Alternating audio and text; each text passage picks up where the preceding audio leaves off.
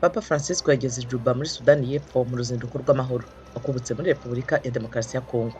Abantu 27 barishwe muri leta ya Equatoria muri Sudani y'Epfo rwagati nyuma y'uko abarwanyi bishe abantu 6 bo mu muryango w'aborozi, aba nabo bakihimura bica abasivili 21 mu karere hafi aho.